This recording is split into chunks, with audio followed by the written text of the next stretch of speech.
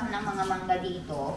And ito mga hinuhugasan kong mangga, gagawin natin yung mango rust or mango pulp. Si mami naman dito, busy siya sa paggawa ng ghee.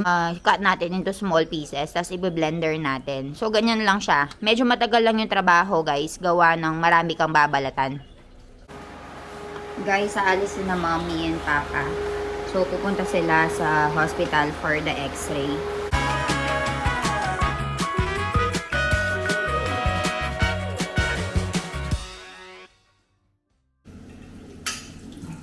Guys, so good morning everyone. Ngayon, naghuhugas ako ng mga mangga dito. And ito mga hinuhugasan kong mangga, gagawin natin yung mango rust or mango pulp. So kung napapansin nyo, meron pang mga green. Kasi sabi ni mommy, hindi daw masarap kapag masyadong hinog na. So ito okay yan. Ako tatalipan ko, tapos si mommy yung maghahati ng small pieces. And then, i-blender natin. So, gagawin natin, tuturuan ko siya kung paano yung parang hindi ba maduming way ng paggawa. I-blender natin itong mga to. So, labas tayo. Tapos, pagtulungan natin to para agad matapos. Usually, itong rust kasi na ito, itong mga mango kasi na ito, guys, or yung mango pulp, sinoserve siya kapag meron mga bisita. So, every bisita kasi alam nila na merong manggahan yung pamilya namin. So, ina-expect nila na magsaserve kami ng mango pulp. So, ayan. Ito yung gagawin natin. Ilalagay natin sa refrigerator. Ekwaras challenge naman. So, for the whole year, pwede mong i-store yung mango pulp. So, ayan. Napakadaming mangga. Gawin natin to. Papakita ko sa inyo yung whole process. Guys, so si mami naman dito, busy siya sa paggawa ng ghee. Mami, tamay sukarocho. So, mara mami pandar diwas ghee banawas. So, every 15 days, guys, si mommy gumagawa siya ng ghee. To. And then, she's selling it. At pachita may vechilesem. At tarangelo stocks, che. Meron kaming dalawang ganyang kalalaking stocks ng ghee. Philippines like we will bring some in the Philippines. Pero yung iba, sinesell niya, binebenta niya. Mami, kailan mo ghee? How much you're selling it? 700 rupees per kilo binebenta niya, guys. Kasi aanuhin namin yung napakaraming ghee. Kasi every 15 days gumagawa kami. So other people are asking if she's selling. So ayun, binebenta niya. So yung 700 wasul tayo. She's paying for the milk. So bumibili ng milk, tapos gumagawa siya ng ghee na ganito. Tapos kapag sobra, binebenta niya. So, ayan guys, natapos lang ni mami yan. Ako naman i-cut ko na ito into small pieces. Tapos, gagawa na kami ng mango rust or mango pulp. So, ayan. Balitaan ko kayo guys. So, tinuturuan ako ni mami guys kung paano daw yung gagawin ko. So, babalatan ko lang pala siya. Pagkatapos, mabalatan, aanuhin natin. Cut natin into small pieces, tapos i-blender natin. So, ganyan lang siya. Medyo matagal lang yung trabaho, guys. Gawa ng marami kang babalatan. Yun o. And kung napapansin nyo, hindi pa yan masyadong hinog. Kasi kapag masyadong hinog, okay, ganyan pala yung slice. Kasi kapag masyadong hinog, guys, hindi na masarap. Ito, okay daw yan. Ayan. So, ganyan daw yung gagawin.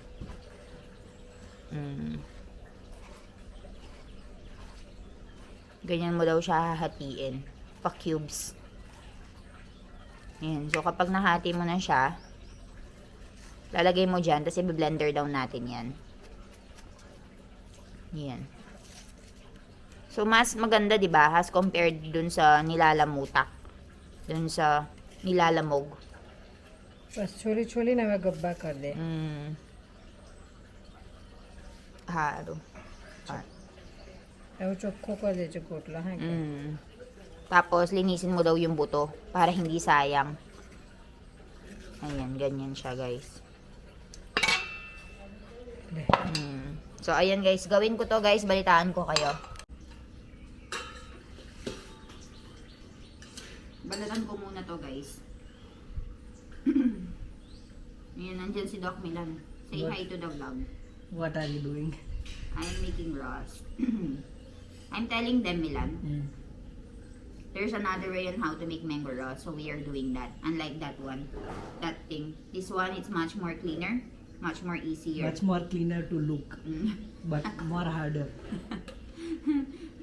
Give them update. What is that thing, Flying? Give them update about our visa. I'm about to tell them. So today, guys, our visa. Tell them, Milan's visa pala. My visa, not Ivan's visa. Mm. We applied 1 month ago Mm. for 1 year visa because diba, we are keep on coming back and forth from India to Philippines. So this time we thought, why not apply for 1 year visa instead of 3 month. But we went for online visa. It was written that it took 14 to 21 days to get the visa. So we apply around May 10, around 1.5 month ago from our scheduled flight date. Mm. But it's still showing that mine is initial consular assessment and Ivan is superior final consular assessment. I don't know what does it mean, but it doesn't feel good inside that it will come on time before our flight. But we emailed them. We emailed them, they are saying yes, we will notify Manila about it, yes, it will come everywhere, but don't know what will happen. Let's see. Probably me and Milan will go to me and Ivan will go to the Philippines. Oh, Milan will be left in India. no, I have so much work in Philippines. Mm. I need to be there. What do you guys I think? miss Philippines already. What do you guys think? I think there won't be any problem, Milan. For me, I think it will be okay. AJ. But it's not letting me sleep properly. We have tension, guys. Because it's been like that for at least 3 weeks already. How do I know that it will change in just Because 1 week and visa will arrive already? Milan, tell them not to go and apply for 1 year visa. Don't apply for 1 year visa from India. Because they will send to Philippines. If you have scheduled flight that is very near. If your the scheduled flight is like 2-3 months after, then you can apply. But I think our suggestion is if you are going for 1 year, don't go for online visa. Go for direct embassy or sticker visa. So if you plan to go and stay more, you can change, right? You can convert. It's better to go for sticker visa in 1 year. Mm. than online. अरे आपकी बड़ी क्या है? Amara mami bau badu kama pas. Jo. Aju badu muy ku pacha. Jo. Aju nahi pa itu. Aju muka siya jo. કેટલી કેરી છે? Bolo. છે ને તાર Jo આ ne. ઢીલી થઈ ગયેલા ફ્રીજમાં એટલે કાઢ નાખો ને લા એક કાપ મારે ખાવી છે. આમ તા કાપા છે ને ગબ્બા લઈ લેવાનો અંદરથી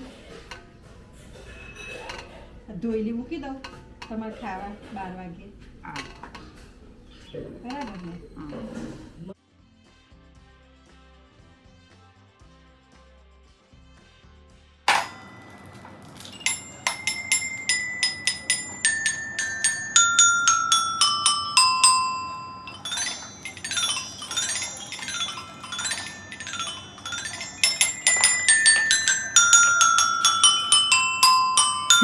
Naglalaro ang daddy. ઈવાન ઈવાન કઈ ગયો? Ah! કર્યું Oh, damali chokro. Kam kato na ito. જો ઈવાન ઈવાન આવું છે જો. આઈ ગયું લે લે લે.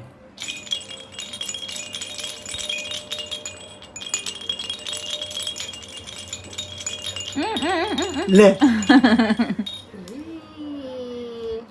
મયુરો છે Very good. Yummy, yummy. I like it, mommy.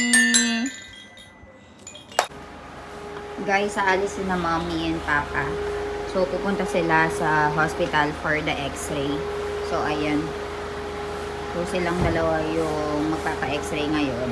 And si Ivan naglalaro siya doon sa bahay ni Naradeshri. Ayan.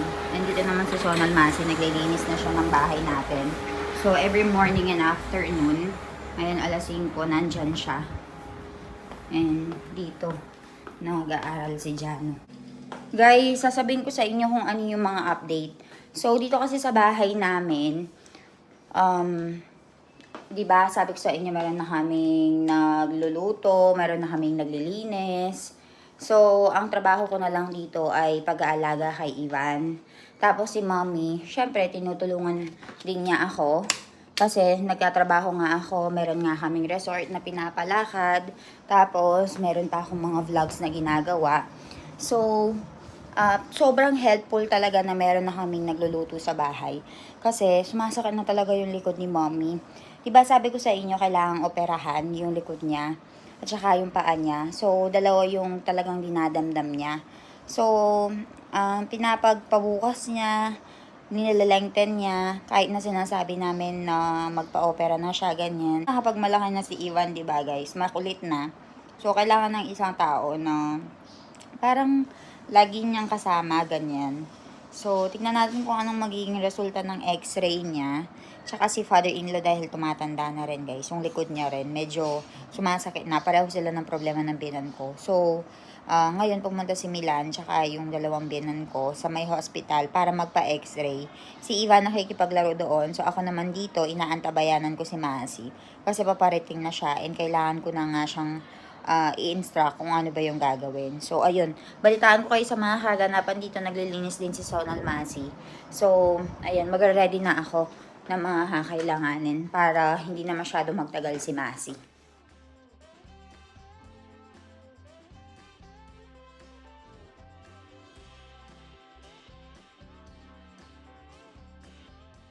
Throw! Diba na? So many toys. Throw. Get the ball. Throw.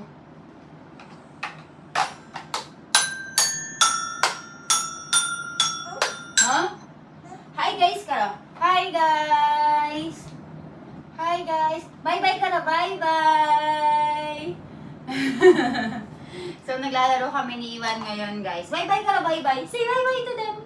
Bye-bye. Hi. Nilalapitan niya kayo. You want to go there? Huh? Hi, Karo. Hi, guys. Hi. Say hi ka. Hi. Hi. So, nag-hi siya sa inyo, guys. So, dinala na siya ni Iwan. Dinala na si Iwan dito, guys. Pinainom ko na rin siya ng milk niya. Dumedi na siya sa akin. Nasa kabilang bahay. So, pagkatapos kong doon ng mamra, saktong-sakto, dinala na siya dito. So, binabantayan ko na ngayon, nilalaro ko na. Iwan na, gift by Ninong Way. Ninong Way.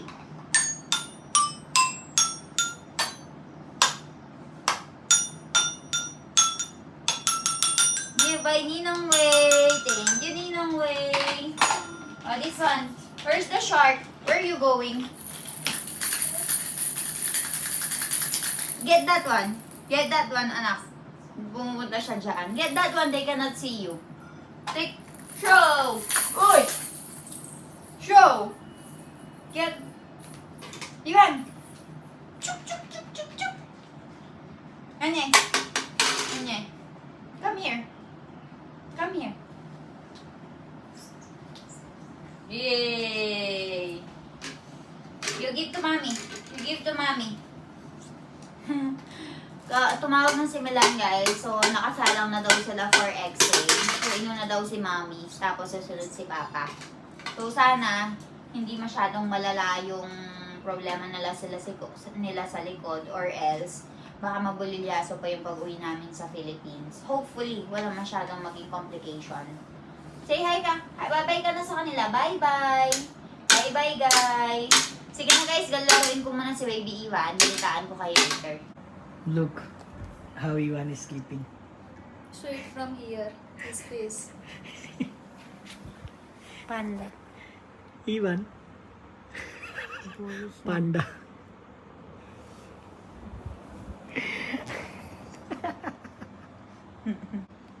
Guys, ang sarap tulog ng baby ko, oh. Sarap ng tulog. Sarap magkaanak. Na CS man, nahati man ang tiyan. Kung ganyan naman ang kaklingi, yan ganyan naman kasarap. Why not? Guys, konting update. So, dumating na yung mga binan ko. And sasabihin ko nga sa inyo kung ano nga ba yung naging resulta ng x-ray nila. So, pagkarating nila, guys, ang sabi sa akin ni Milan, yung muscle daw sa paa ng biyanan ko, yung left side, hindi daw konektado sa utak niya. So, parang kapag ginagalaw natin yung paa natin, guys, hindi siya magalaw-galaw. Kasi talagang pinatry namin sa kanya kapag ginagalaw niya, hindi talaga gumagalaw, pero kapag kami yung nagtatry, yun yung gumagalaw siya. So, yun yung naging findings. So, ang naging solusyon daw doon, binigyan siya ng gamot. Pagkatapos, i-exercise daw araw-araw kahit kapag nanonood lang ng TV.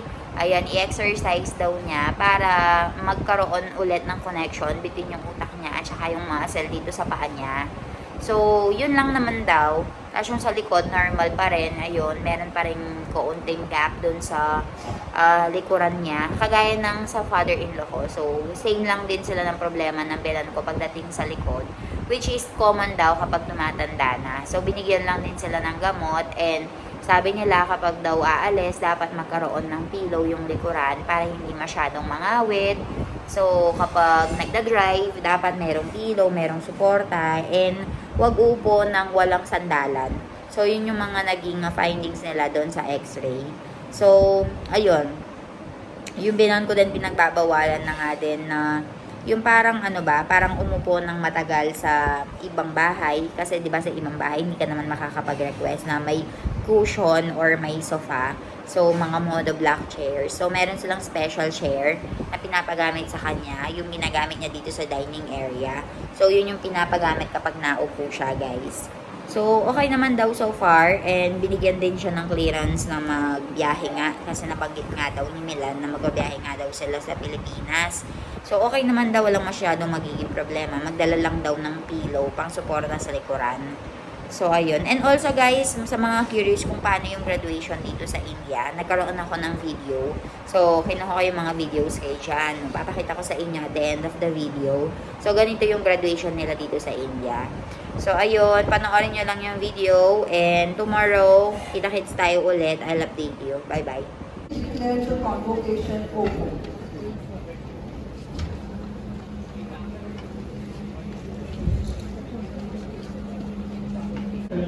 Shah Sakshi Dhirenwari, student of Department of Pharmacy, Faculty of Pharmaceutical Sciences, who has passed the examination of the highest percentage mark in the year 2000.